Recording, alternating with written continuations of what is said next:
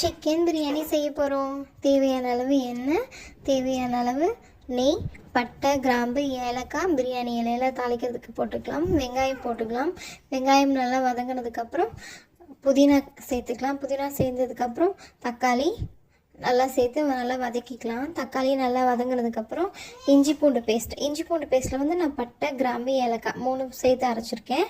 இதுதான் பிரியாணிக்கான ரியல் மசாலா, வேறு எதுவுமே கிடையாது நாங்கள் ஆட் பண்ணுறது. அப்புறம் மிளகாய்த்தூள், சிக்கன் மசாலா சேர்த்திக்கலாம். அப்புறம் சிக்கன் சேர்த்திக்கலாம். இந்த இடத்துல சிக்கனுக்கு தேவையான உப்பு சேர்த்திக்கலாம். நல்லா சிக்கன் நல்லா வதக்கிக்கலாம். அடி பிடிக்காமல் பார்த்துக்கணும். ஸோ மூடி போட்டு நல்லா வேக வச்சுக்கிட்டேன். சிக்கன் வந்து நிறைய தண்ணி விட்டுருந்தது. ஸோ அதனால் பார்த்து தண்ணி ஊற்றிக்கணும். இந்த இடத்துல அரிசிக்கு தேவையான தண்ணி ஊற்றிக்கலாம். நான் 1க்கு 1.5 தான் ஊற்றிருக்கேன். அப்புறம் எல்லா உப்பு போட்டுக்கலாம். இந்த இடத்துல தேவையான அளவு உப்பு, அரிசி, புதினா, கொத்தமல்லி போட்டுட்டு நல்லா கிளறி விட்டுக்கலாம். அரிசி உடையாமல் பார்த்துக்கணும். அப்புறம் லெமன் ஜூஸ் ஆட் பண்ணிக்கலாம். இந்த இடத்துல வந்து அரிசி போட்டதுக்கப்புறம் நம்ம வந்து புளி, காரம், உப்பு எல்லாமே செக் பண்ணிக்கலாம். நல்லா கிளறி விட்டுக்கலாம். அரிசி உடையாமல் பார்த்துக்கணும்.